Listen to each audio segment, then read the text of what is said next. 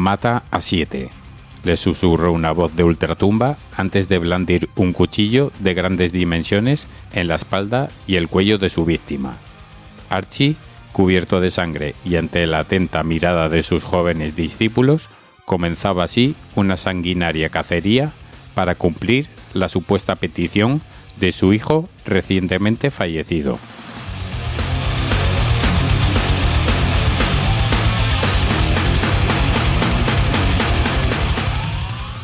El bautizado por la prensa como Mad Dog fue una especie de Charles Manson australiano, líder de una secta de acólitos adolescentes que perpetró cruentos asesinatos bajo unas órdenes que solo estaban en su cabeza. Cuando le preguntaron por qué lo hizo, el asesino solo atisbó a decir «no pude evitarlo».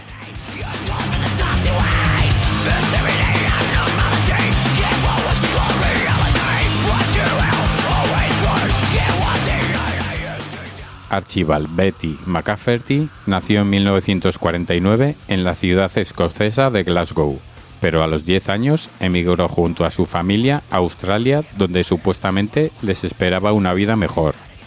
Tras un tiempo en Melbourne, los McCafferty se asentaron finalmente en Base Hill, unos suburbios al oeste de Sídney.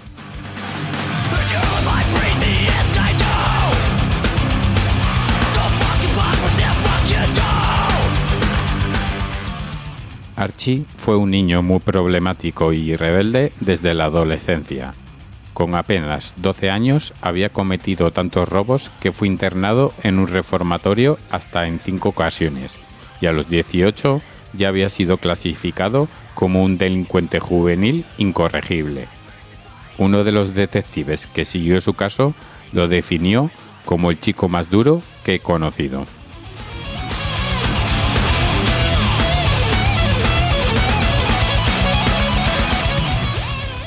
El historial criminal de nuestro protagonista, con apenas 24 años, incluía allanamiento de morada, robo de vehículos, hurto, asalto, vagancia y recepción de bienes robados. Un total de 35 condenas. Por tanto, Archie era uno de los habituales en la cárcel, a la que entraba y salía constantemente. Pese a todo, los funcionarios jamás calificaron al muchacho de violento.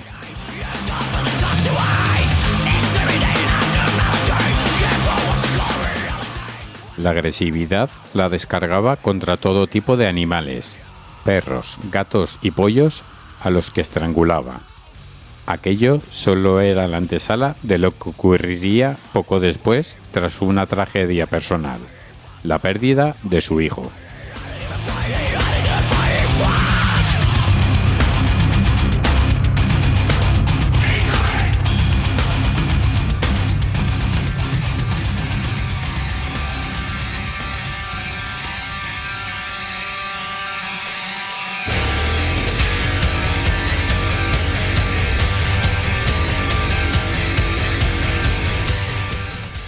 En abril de 1972, Archie se casó con Janice Reddington, pero a las 6 semanas le dio tal paliza que el joven fue ingresado en un psiquiátrico. A partir de ahí, comenzó a tomar sedantes mezclados con alcohol y a descargar su ira contra su esposa. Una agresividad que volcó estallando ella embarazada. Solo quería matarla, llegó a explicar a su psiquiatra.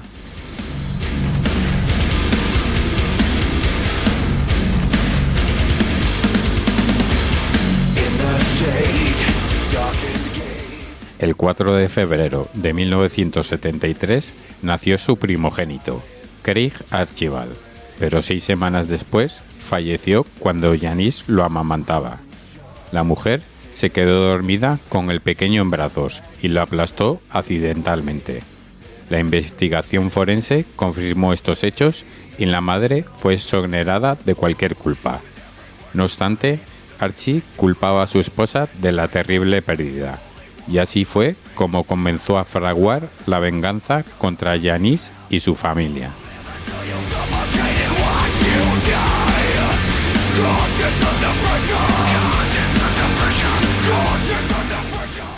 Su actitud violenta y de persecución continua le llevaron de nuevo a ingresar en un psiquiátrico. Su cabeza le estaba jugando malas pasadas y Archie creía fervientemente que Janice había asesinado a su hijo.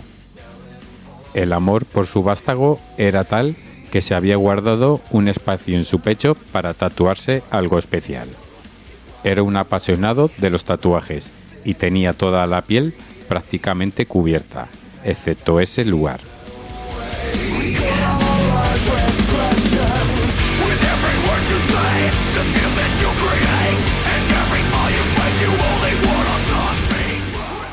Tras su tercer ingreso psiquiátrico, lo primero que hizo Archie al salir fue acudir a su tatuador de confianza, que le grabó una lápida en forma de cruz incrustada en una rosa de color rojo sangre. La inscripción rezaba: en memoria de Craig. Semanas después, incluyó otro dibujo, el número 7. La razón era su número de la suerte, y tenían que morir 7 personas para vengar la muerte de su pequeño.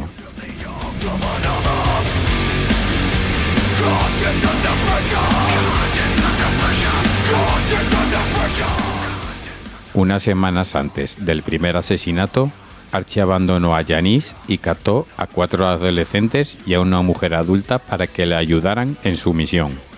El joven quería formar su propia banda, aunque en realidad aquello se asemejaba más a una secta. Las primeras discípulas en caer en sus redes fueron Carol Ellen House, de 26 años, y Julianne Todd, de 16, a las que conoció durante uno de sus ingresos en el psiquiátrico.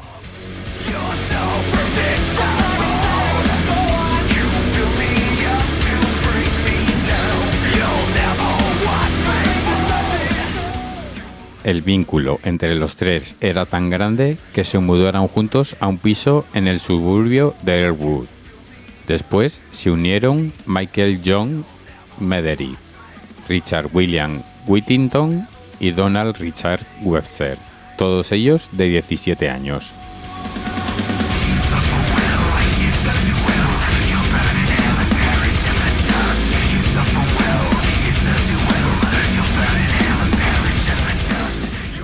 Bajo las directrices de Archie, la pandilla eligió a su primera víctima, George Anson, de 50 años, un veterano de la Segunda Guerra Mundial y vendedor de periódicos, que todas las noches terminaba borracho en el bar de un hotel. El 24 de agosto de 1973, justo a la hora del cierre, el asesino y su séquito acecharon desde el interior de un coche robado a su futura víctima, que se dirigía tambaleándose hacia su casa.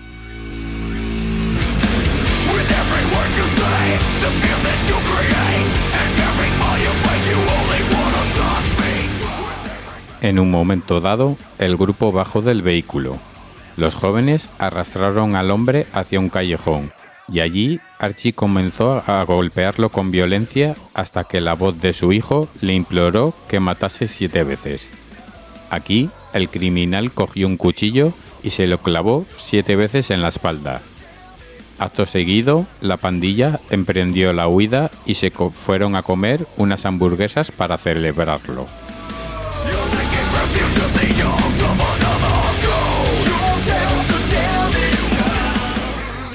Cuando Julie preguntó a Archie por qué había apuñalado a la víctima, este le contestó: «No pude evitarlo. Una voz. Era la voz de Craig. Me dijo que matara». 3 días después, la banda volvió a actuar después de visitar la tumba del pequeño. Por segunda vez, la voz del hijo volvió a susurrarle a su padre: «Mata 7».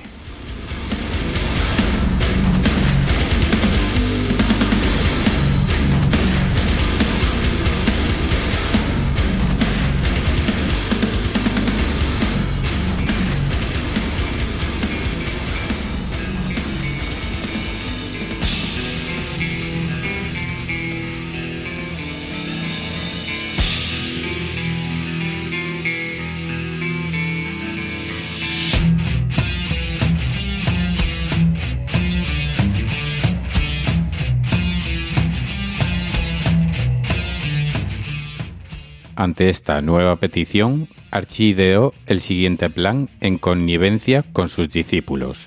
Julie y Mick se harían pasar por autostopistas y en cuanto parase el primer vehículo, obligarían a su conductor a dirigirse al cementerio donde les estaría esperando el resto de la banda.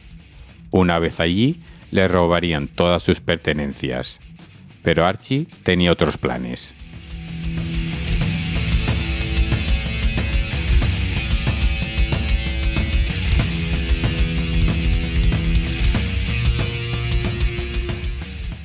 La buena acción de Ronald Neil Cox, de 42 años, le llevó a la muerte. Tras conducir hasta el camposanto, tal y como le ordenaron los adolescentes a punta de pistola, Archie le tiró al suelo, le dio una paliza y luego pidió a Mick que lo disparase. De repente, la víctima imploró clemencia. Era padre de 7 hijos.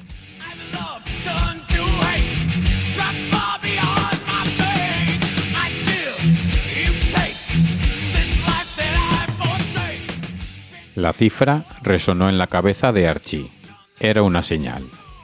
Así que el líder cogió otra arma, hizo un gesto a su acólito y ambos al unísono apretaron el gatillo. Una vez terminada su proeza, se marcharon a casa a beber cerveza y ver la televisión.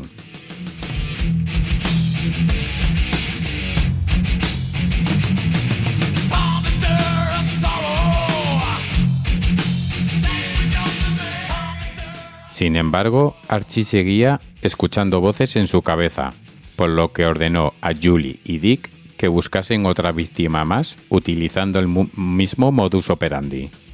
Evangelos Colías, de 24 años, encontró la muerte horas más tarde a manos de Dick. Así se lo había ordenado su líder, de cerrajarle un tiro certero. El joven murió instantáneamente y su cuerpo apareció en medio de una calle.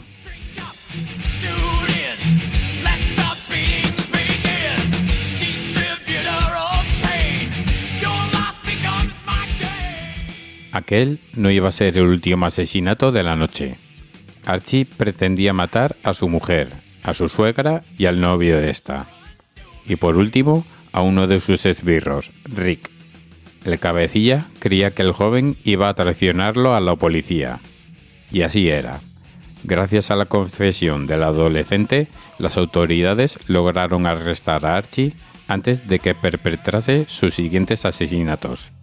Además, la suerte hizo que se quedase sin gasolina por el camino.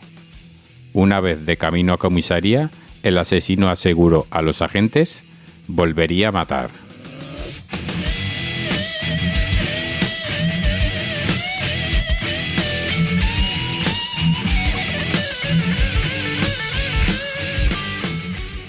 Durante la vista preliminar del juicio, en febrero de 1974, Archie se declaró inocente por enajenación mental de 3 cargos de asesinato, al igual que los otros 5 coacusados.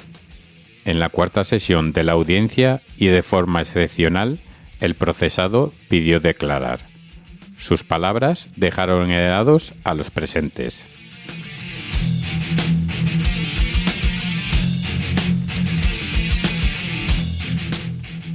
Discúlpeme, su señoría. Antes de que comience el tribunal, durante los últimos 4 días me he sentado aquí y he escuchado al señor Bannon criticarme por cosas que he hecho. Llevo mucho tiempo queriendo decir esto, y voy a decirlo esta mañana. Señor Bannon, si está escuchando, me gustaría cortarle la cabeza, aseveró.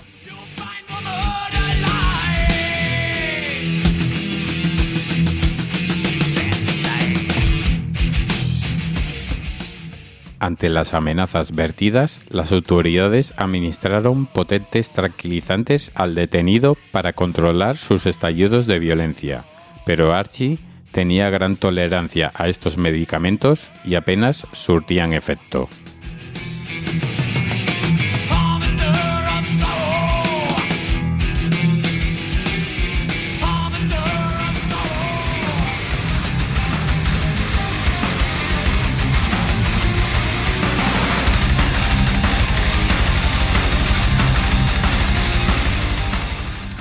El Charles Manson de Australia, como lo denominó la prensa, se divertía con el espectáculo que le rodeaba.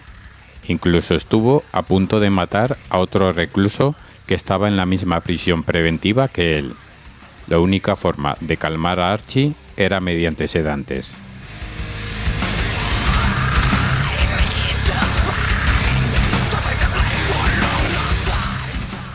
Llegado el día del juicio y cuando le llegó su turno de palabra, Archie declaró haber actuado preso de la venganza tras la muerte de su hijo y haberlo hecho completamente loco. Además, no solo reconoció haber intentado asesinar a su esposa, sino que volvería a matar de tener una nueva oportunidad. La razón era muy simple, arguyó.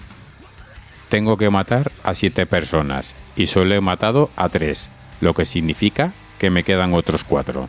Así es como me siento en mi mente.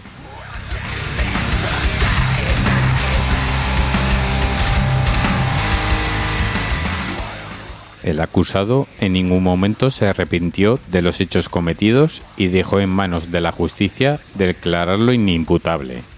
Finalmente, el jurado dictaminó que Archie McCafferty había perpetrado los crímenes completamente lúcido y con sus capacidades cognitivas y evolutivas inalteradas, y por tanto era culpable de todos los cargos. Fue condenado a 3 periodos de cadena perpetua.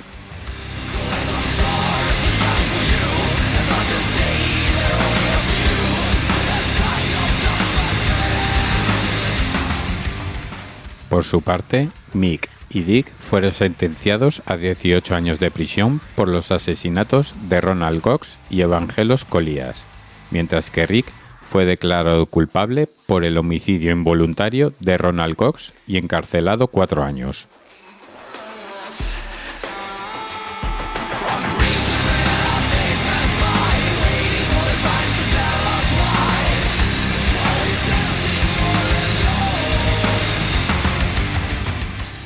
En cuanto a Julie, esta fue sentenciada a 10 años por los asesinatos de las 2 primeras víctimas, pero se ahorcó en su celda un año después. La única a la que declararon no culpable fue a Carol, embarazada de Archie, que le hizo una emotiva promesa. «Te esperaré, Archie. Pase lo que pase. Siempre te estaré esperando con nuestro hijo», le gritó.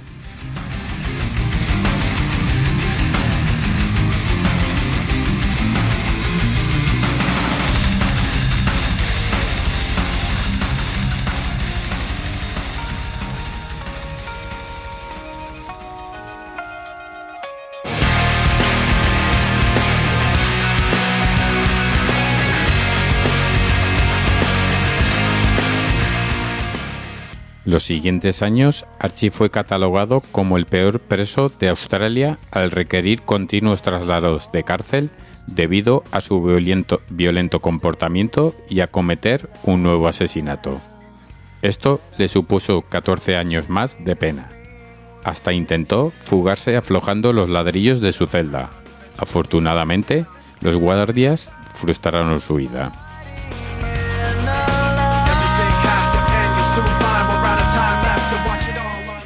A finales de agosto de 1993, un juez admitió a trámite la solicitud de libertad condicional del preso tras 20 años de peticiones rechazadas, y el 19 de abril de 1997, la Junta Penitenciaria acordó que Archie ya no era un peligro para la sociedad.